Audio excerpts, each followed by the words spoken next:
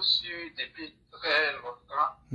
Vraiment, depuis que j'ai commencé à vous suivre, à travers vos conseils, votre manière de nous instruire, vraiment, ça fait plaisir. Mais moi, j'ai un petit, pas souci, mais j'ai grossi le cœur. On est des jeunes. Aujourd'hui, j'ai vu une génération qui, depuis 2010, la crise jusqu'à aujourd'hui. Quand je vois le sacrifice que le président aujourd'hui a fait pour excuse-moi du mot si je vais être un peu dur dessus, c'est malheureux de l'AES là. Aujourd'hui, voir avec liberté ils ont aujourd'hui au pays, et puis je vois qu'ils n'ont pas un respect aujourd'hui pour le président. Franchement, ça fait que j'ai une haine à moi qui ne dit pas son nom. Aujourd'hui, à travers le président, ils font ce qu'ils veulent, ils sont libres, et nous-mêmes, on s'est sacrifiés pour eux. Aujourd'hui, ils nous traitent comme on n'a jamais été là pour eux, quoi. Donc souvent, quand tu t'assois, tu réfléchis, tu dis, mais attends, qu'est-ce qui n'a pas marché avec ces gens sous terre? Souvent, c'est déplorable, mais souvent, je me demande, au fait, qu'est-ce qui n'a pas bien marché avec ces gens? Ok. Donc, c'était ça la question, en fait, c'est ça? Oui. Ok, il n'y a pas de problème. Déjà, c'est comme si vous me demandez de vous dire tout ce qui se trouve en bas de la mer. On ne pourra vous dire que ce qu'on sait. Et donc, la première chose que je peux dire, c'est que malheureusement, très peu de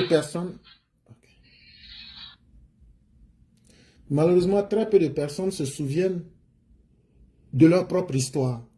Et malheureusement, elles oublient. Et ça fait que ça leur crée des difficultés pour pouvoir avancer sereinement. Est-ce que les Burkinabés et les Maliens se comportaient comme ça avant l'arrivée des putschistes? C'est aussi la question qu'il faut se poser. Peut-être on peut dire que le comportement qu'ils expriment maintenant était là. Mais je crois que c'est avec l'arrivée des putschistes que ces comportements-là sont sortis au grand jour. Au lieu de blâmer le destin et de se plaindre, il faut dire Dieu merci, on connaît maintenant les intentions de chacun. Parce que tu peux vivre avec quelqu'un, mais si tu ne connais pas les intentions de la personne, c'est que tu ne connais pas encore la personne. Mais à partir du moment où tu connais les intentions de quelqu'un, tu sais comment te préserver de cette même personne. Et ça, c'est un grand enseignement qu'il faut retenir de toute cette situation. Il aurait fallu que les coups d'État existent dans ces pays-là et qu'on comprenne toute la jalousie et la haine de la majorité de ces personnes. On ne pourra pas dire que c'est 100% des Burkinabés, des Maliens, mais la grande majorité, ils ont montré qu'ils ont une haine contre les Ivoiriens et surtout ceux qui les ont protégés. Mais quand c'est comme ça, tu prends ça comme une leçon et demain, là, quand ils seront dans un problème, mais tu les évites. Aujourd'hui, il n'y a pas quelqu'un qui est en train d'essayer de les aider plus que le président Ouattara. Mais en réalité, si on veut simplifier le problème pour bien comprendre, les gens de l'AES se disent que eux, là, ils ont les mêmes noms, la même religion, la même culture que vous, les gens du nord de la Côte d'Ivoire. Donc, dans leur tête, beaucoup n'acceptent pas le fait que vous soyez dans un pays qui s'appelle la Côte d'Ivoire et que vous, quand eux se regardent et puis vous regardent là, eux voient que vous êtes mieux que eux en termes de développement, en termes d'intellectualisme, en termes même d'évolution. Et beaucoup vivent ça comme une haine. Parce que si vous leur demandez s'ils peuvent exercer la même chose contre les Ivoiriens du Sud, ils vont dire non. Ils ont peur. Donc on se rapproche toujours de ce qui est plus proche de nous. Et donc, quand ils se rapprochent de ce qui est plus proche d'eux, mais qu'ils voient qu'il y a toujours une différence, ils veulent transformer cette différence-là en haine. Et quand ils transforment cette différence en haine, c'est pourquoi vous êtes leur première cible. Je ne sais pas si peut-être ce que j'ai expliqué, vous comprenez.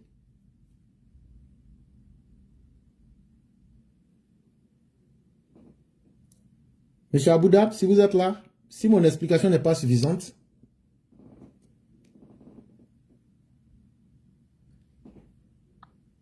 Ah, mon micro était fermé. Ouais. Allô? Oui.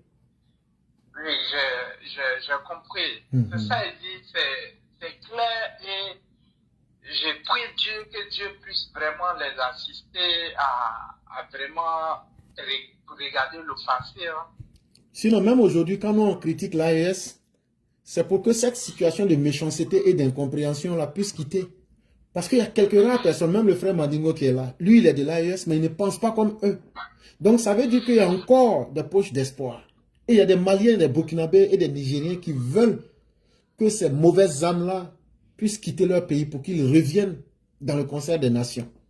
Et ça, il ne faut pas aussi négliger la voix de ces personnes-là, quand bien même que la situation est difficile à accepter. Juste pour cette partie, hein, je me rappelle comme c'était hier, en 2010, avec des gens, j'ai grandi, mes amis, ceux que je connaissais. Et quand la crise 2010, surtout 2010, a commencé, et les gens, souvent, ils poussent les bourrettes. Quelqu'un qui passe, il pousse les bourrettes seulement à cause il est sale seulement pour son nom. On les brûlait, vifs. Et aujourd'hui, le monsieur vous a donné une opportunité, vous êtes libre. Ah non, souvent, c'était juste ça. J'ai grossi le cœur, je préfère... Mais ne vous en faites pas, parce que Dieu sait, c'est pourquoi Dieu est le meilleur des juges. Et c'est pourquoi souvent, plutôt que de questionner Dieu, il faut simplement lui rendre gloire. Tu vois, je vais te raconter une histoire. C'est une parabole. Il y avait un enfant qui était... Quand il est né, il était paralytique. Ça veut dire que ses deux pieds-là ne fonctionnaient pas. Donc, il a grandi comme ça. Tout petit, ses amis vont jouer. Lui, il ne peut pas jouer comme ses amis. Donc, quand ses amis jouent comme ça, il va s'arrêter. Il se pousse quoi. À terre comme ça, il pousse. Et puis, il va s'asseoir à côté et puis il regarde ses amis. Et quand tu le vois, tu auras pitié de lui parce que tu vois un enfant. Et ce n'est pas lui-même qui a demandé ça, mais il est paralytique, il ne peut pas faire. Et donc, jusqu'à il est devenu un jeune homme. Et quand il est devenu un jeune homme, il était toujours paralytique. Et un jour, il y a quelqu'un qui passait qui dit, moi, je peux te soigner. Il dit, ah bon? Il dit, pourtant, mon plus grand souhait, c'est de pouvoir marcher, d'expérimenter ce que c'est que marcher. Le monsieur lui dit, pourtant, moi-même, là, c'est ça ma spécialité, comment soigner les gens paralytiques. Le monsieur lui dit, bon, à partir de demain, on commence le traitement. Quand ils ont commencé le traitement, d'ici un certain nombre de temps net, là, il a commencé à marcher. Quand il est sûr qu'il a commencé à bien marcher, tu sais ce qu'il a fait? Non. Il allait un jour, le monsieur qui l'a soigné, là, il a tué la femme et les enfants de ce monsieur-là. Oh, ouais. Et quand les gens l'ont attrapé, tu sais ce qu'il a dit? Non. Il dit, c'est le monsieur qui l'a soigné qu'il faut accuser parce que lui ne lui a jamais demandé de lui donner les pieds pour marcher. Que si lui n'avait pas les pieds pour marcher, là, lui n'aurait jamais été un criminel. Donc c'est lui qui l'a soigné là. Plutôt que la société va s'en prendre à lui là, le monsieur devrait le laisser dans sa condition d'infirme là. Parce que lui n'a jamais demandé au monsieur de le sauver. Ce que je te raconte, je t'ai bien dit que c'est une parabole. C'est une leçon pour dire que ce n'est pas tous ceux qui souffrent là qu'il faut aider. Ça peut être dur, hein. Mais dans la vie là, ce n'est pas tous les êtres humains que tu vois qui souffrent là. Il ne faut pas les aider dès le premier départ. Il faut les laisser dans leur souffrance. Parce que si tu sais ce qui est caché derrière cette souffrance là, souvent là, c'est leur intention là qui fait qu'ils sont dans cette situation.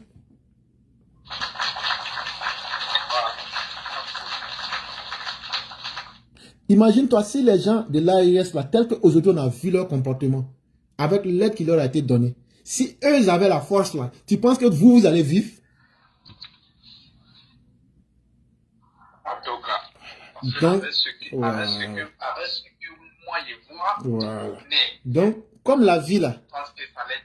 c'est pas seulement un film pour 1 heure du temps. Ce qui s'est passé hier là, l'histoire est toujours une répétition. Alassane Ouattara va quitter, eux-mêmes leurs putschistes là vont quitter.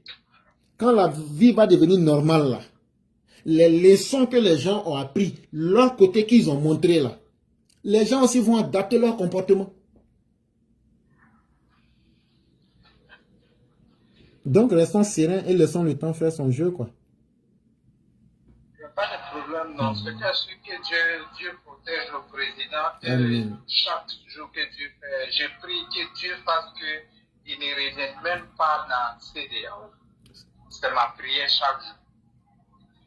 Yeah. Ok. Donc, vraiment, merci beaucoup. Ok. Il n'y a pas de problème. Ok. Beaucoup, et puis, merci. Il n'y a pas de problème. Ok, je reste en bas, donc je vous suis. Il n'y a pas de problème. Vraiment, merci beaucoup. Et merci infiniment. Merci à vous. Il n'y a pas de problème. Ok. Donc, maintenant, on va ouvrir la parole. Si peut-être il y a quelqu'un qui veut prendre la parole, ou bien il y a quelqu'un qui veut s'exprimer. En tout cas, la parole, elle est ouverte. Le débat, il est libre. Ok, eh bien, Oui. moi j'ai une question et puis implémenter une partie aussi. Au niveau de votre politique intérieure, surtout l'historique, est-ce que si le champ politique est un damier, est-ce que le pion bédier que Houphouët a poussé n'a pas causé tort à lui-même et même à la Côte d'Ivoire? Oui, tout naturellement. Même hier, je le disais, ça fait mal aux gens du PDCI quand on le dit, mais il y a la réalité qui est là, et puis il y a l'idéal. Il y a ce que tout le monde voudrait que le monde soit, il y a ce que chacun de nous veut que le monde soit, mais il y a la réalité qui s'impose à nous tous. Dans la réalité qui s'impose à nous tous, c'est que le premier président de la Côte d'Ivoire s'appelait Félix Houphouët-Boigny. Quand Félix Houphouët-Boigny prend le pouvoir après le 7 août 1960 et qu'il dirige la Côte d'Ivoire, il a fait des grands efforts pour faire de cette colonie qui était la dernière pour la développer économiquement. Et il a attiré plusieurs populations qui sont venues s'ajouter aux populations ivoiriennes. La première erreur de Félix Houphouët-Boigny, c'est de n'avoir pas été suffisamment prudent. Parce que la politique du clan, vers la fin de son régime, a dépassé même l'histoire. Parce que l'histoire, Houphouët se souviendra de Lamizana. Houphouët se souviendra de Djibo Sounkalo. Houphouët se souviendra de tous ceux qui étaient avec en 1946 à Bamako.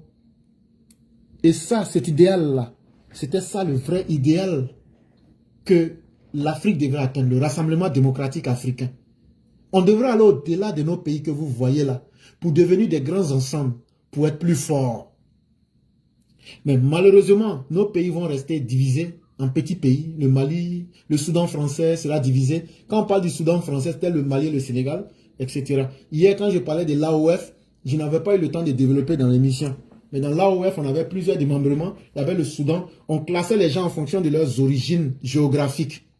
Et donc, quand les gens viennent nous dire que le père de Tidiam Thiam...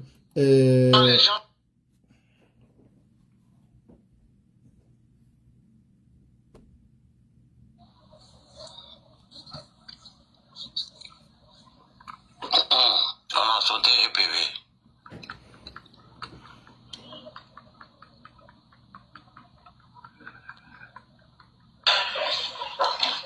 Et quand même acheté.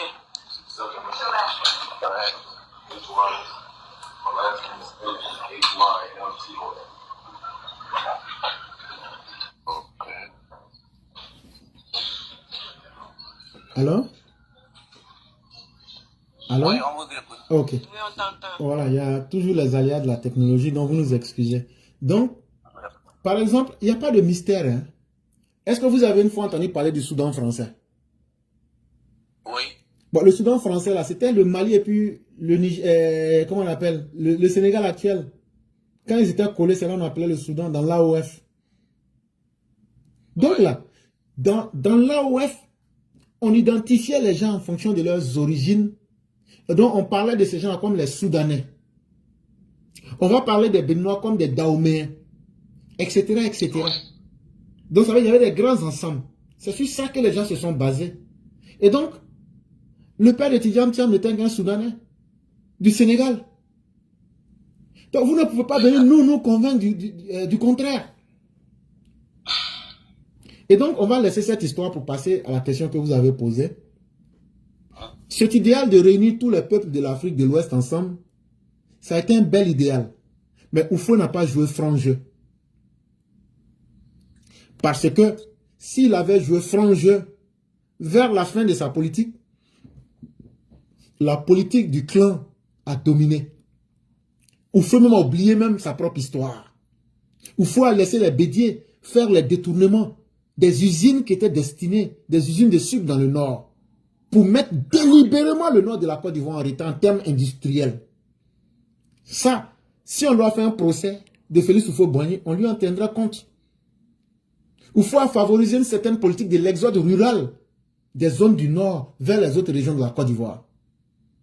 Et donc, les gens ont fini par penser que nos frères qui quittaient au Burkina, au Mali, et puis les gens du nord, là, que c'est les mêmes choses. Exactement. Et les gens ont maintenu cet amalgame. Ah, ils parlent la même langue, ils prient dans les mêmes mosquées, ils se fréquentent dans les mêmes, quand ils ont des choses à faire, des funérailles, ils se fréquentent. Mais on dit qui s'assemble se ressemble. Donc pour l'homme du Sud, il s'est dit, mais ils parlent les mêmes langues, ils font la même religion, ils font les mêmes habitudes, donc c'est les mêmes choses. Et cet amalgame-là va créer une situation qui va plus tard permettre à Bédié de pouvoir diviser la Côte d'Ivoire. À travers son livre, Les chemins de ma vie, il va catégoriser les Ivoiriens. Mais qu'on le veuille ou pas, il y a les causes lointaines et les causes immédiates. Oufoué aura été un des acteurs de causes lointaines.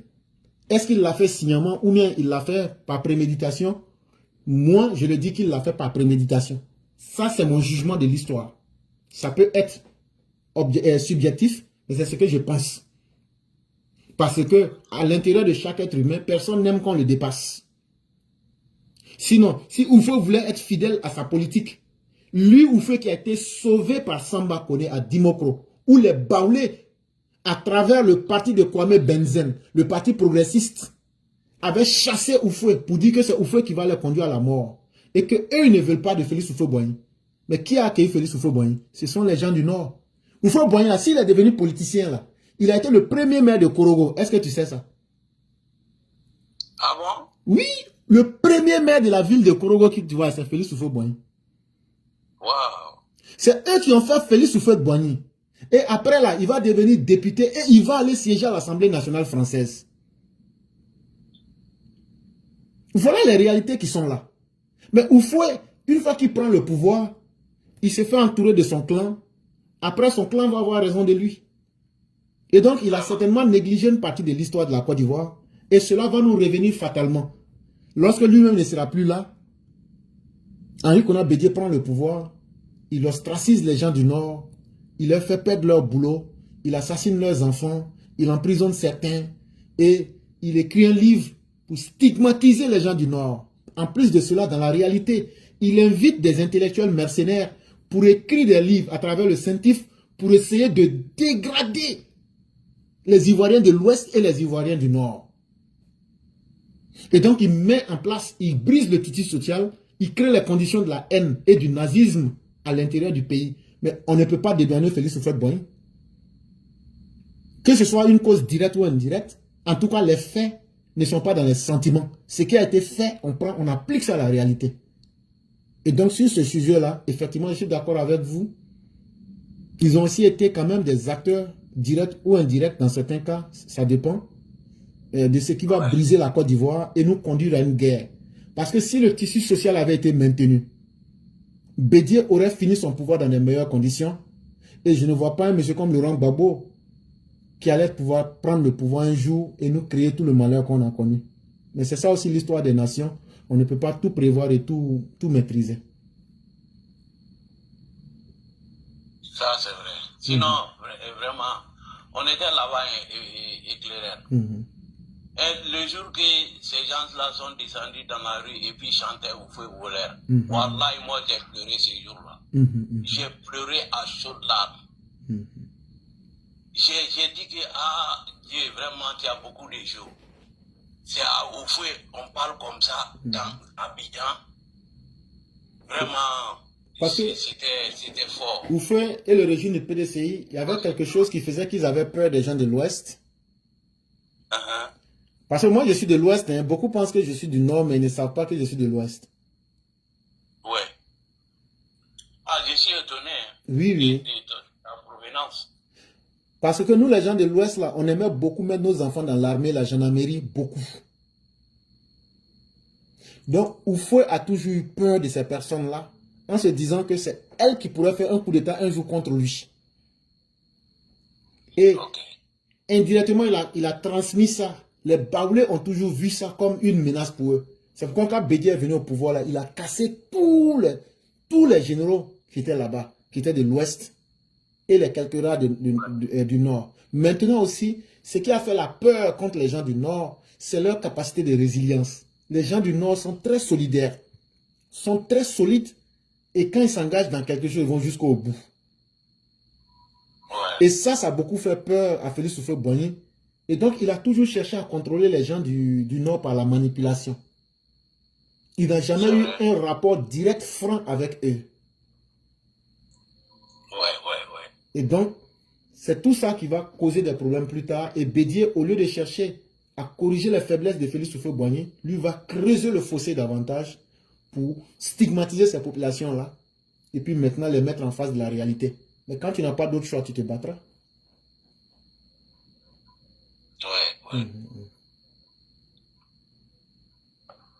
Ok.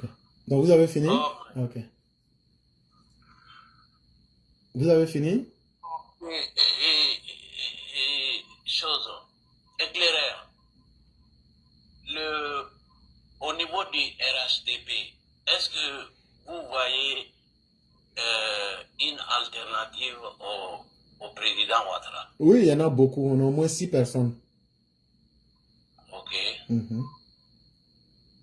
Bon, parce que moi, j'ai un peu la tête lourde, quoi. Parce que non, pourtant nous avons la tête plus que légère. Hein. Nous, on n'est pas du tout inquiets. La seule équation que nous ne maîtrisons pas, c'est simplement jusqu'à combien de temps le président va vivre. C'est ce que nous ne maîtrisons pas. Et c'est pourquoi nous disons ici que Dieu lui donne longue vie. Sinon, aujourd'hui, le RHDP est un parti qui est en pleine fonction, qui est en pleine capacité de ses fonctions. Que ce soit avec le président Ouattara ou même d'autres alternatives, au cas, comme lui-même aime le dire, en cas de force majeure, le RHDP ne sera jamais un parti orphelin. Ok. Ok. Et de l'autre côté, parce que est-ce que le président va vouloir amnistier Laurent Gbagbo? Ok. Selon la constitution de la Côte d'Ivoire, le président n'a pas la capacité d'amnistier. Ok.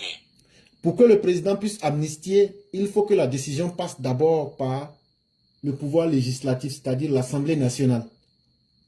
Quand l'Assemblée nationale valide, le président vient maintenant pour essayer d'entériner, de valider, c'est tout. Mais aujourd'hui, pour être factuel, quelqu'un qui se comporte comme un singe, c'est-à-dire, au moment où il y a la paix, tu vas monter sur le manguier, tu peux manger les mangues et puis descendre. Mais si toi-même tu cueilles toutes les mangues mûres, les mangues pas mûres, les mangues vertes, et puis tu verses à terre pour montrer que tu étais là, est-ce que le propriétaire du manguier va te laisser monter encore? Voilà, donc, Laurent Gbagbo sait dans quoi il est. Et c'est pourquoi le président lui a dit, la meilleure manière pour toi de régler ton problème, il faut aller à la justice. Parce que tu es un vrai garçon. Et donc là, les vrais garçons vont là-bas et puis tu casses les décisions de la justice. Là, quand c'est comme ça, là, quand tu as fini, là, tu dis, bon, voilà, la grosse de la justice, je me suis défendu, j'ai vaincu la justice, je demande que vous me mettiez sur la liste. Il n'aura même pas besoin d'amnistie. Ok. Ok. De l'autre côté aussi, PDCI. Est-ce que le personnage Cham est comment dirais-je, éligible, est valable je ne sais pas si j'ai le bon terme. Non, je comprends. Politique. Je comprends la question. Est-ce qu'il pourra être un candidat qui peut les représenter à une élection présidentielle? Voilà. Non. La question dépend des gens du PDCI. C'est comme par exemple, si vous, Madingo, vous, par exemple, vous aimez quelque chose. Et puis moi, je viens vous dire que votre choix là n'est pas bon. Est-ce que quelqu'un de normal peut comprendre ça? Toi, tu dis par exemple que tu aimes quelque chose. Et puis moi, je viens, je dis que moi là, je sais que toi, tu n'aimes pas ça. Est-ce que quelqu'un même qui est normal, qui nous regarde, il va dire, mais éclaireur, comment toi tu sais que Madingo n'aime pas ça? Vraiment. Donc, quelle que soit la réponse que je vais donner là, c'est pas vrai. Donc là, si moi je vous dis que Tidjam Thiam n'arrange pas les gens du PDCI, j'aurais menti à leur place. Mais Tidjam Thiam n'arrange pas la Côte d'Ivoire. Ça, je peux répondre à ça.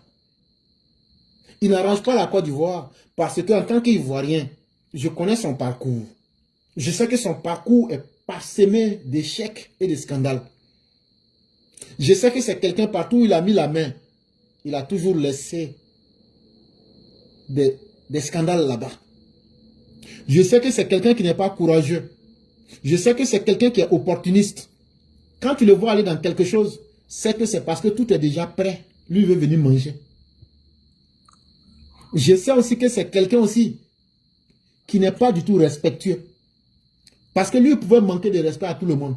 Mais le monsieur qui a sauvé son grand-père de la honte, quand Gbagbo et ses partisans disaient au faux voleur, là, le monsieur qui a sauvé ton grand-père, là, toi, tu devrais te renseigner pour dire ce monsieur-là, je ne vais pas lui parler comme si je parlais à un égal. Un homme qui dit à son propre papa que tu as commis l'adultère, moi, cette personne-là, je ne veux pas faire confiance à cette personne. Donc, quand je mets tous ensemble, il n'est pas un bon produit pour la Côte d'Ivoire. Parce que ce ne sont pas des valeurs que les Ivoiriens partagent. Et ça, au moins, ça, tout le monde voit ça en face. Maintenant, le PDCI, là, eux, ils ont leurs intérêts. Eux, là, eux, ils sont dans le tribalisme. Eux, là, eux disent, là, c'est eux qui font les gens, qui défendent les gens. C'est eux qui décident qui est étranger et qui n'est pas étranger. Eux sont dans ce combat de la haine et du tribalisme. Eux veulent nous démontrer que quelqu'un qui est sénégalais, là, eux peuvent faire ivoirien. Mais que quelqu'un qui est, parce qu'il s'appelle Thiam, là, sénégalais, eux ils vont le faire ivoirien, et puis les Ivoiriens doivent accepter. Maintenant, là, un Ivoirien qui s'appelle Ouattara, là, eux vont le transformer en Burkinabé, comme si Burkinabé, c'était pas l'homme. Alors que tous les êtres humains se valent, mais c'est les actions que nous posons, là, c'est ce qui fait qu'on devient mauvais ou bon. Sinon, le Burkinabé en lui-même n'est pas mauvais par définition, comme l'Ivoirien n'est pas bien par définition. Si tu es mauvais, là, quelle que soit ta nationalité, tu es mauvais. Mais comment est-ce que pendant plus de 20 ans, 18 ans, vous avez traité Alassane Ouattara, un Ivoirien? C'est le même PDCI là qui a voulu tout montrer, tout faire pour montrer que c'était un étranger. Aujourd'hui, ce même PDCI veut nous montrer qu'un Sénégalais est devenu Ivoirien. Donc, ce combat-là, c'est eux qui sont dans ça. C'est eux qui voient comment ça les arrange et nous, on les regarde dedans. Mais cette fois-ci, là, si on prend la Constitution, qu'on la regarde, la Constitution nous dit que quand tu as deux nationalités, dans son article 55, tu ne peux pas être candidat. Or là, à ce moment où je te parle actuellement là, il faut taper Tidjam Thiam Wikipédia. Et puis il faut nous donner sa nationalité. Tu vas voir, c'est écrit ivoiro-français. Ok. Donc s'il a les deux nationalités, l'article 55 dit qu'il faut que le candidat soit exclusivement ivoirien. Donc tant qu'il aura une double nationalité, il ne peut pas être candidat en Côte d'Ivoire. Mais pourquoi le parti c'est ça et puis il ne donne pas une autre alternative? Parce qu'ils sont tombés dans leur propre piège. En ayant fait du mal à Alassane Ouattara a déjoué tous leurs pronostics et Alassane Ouattara est devenu président en Côte d'Ivoire. Eux se disent aujourd'hui, si on prend quelqu'un qui a le même profil qu'Alassane Ouattara, qu'on refait la même chose, on pourra toujours le comparer à Alassane Ouattara pour confondre les gens pour qu'on l'accepte. C'est de la manipulation. Ok. Ok. Après ça, il y a des jeunes chez vous, Blé Goudé et puis Soro Guillaume. Comment vous projetez leur avenir politique en Côte d'Ivoire? Il y a la réalité qui est là et il y a ce que je vais dire. Donc il faut différencier les deux choses. Le président l'a toujours dit, les deux ont une chose en commun, c'est qu'ils sont devant la justice. Il y a des décisions de justice sur eux. Et ça, c'est la réalité. Le président leur a dit, si vous voulez régler votre problème, vous partez à la justice. Jusqu'à aujourd'hui, en date du 29 décembre 2024, c'est ça la réalité. Et tant que cette réalité juridique ne change pas, c'est des gens qui ne peuvent pas avoir d'avenir politique en Côte d'Ivoire. Mais moi, je vais plus loin pour dire que si c'est par les crimes,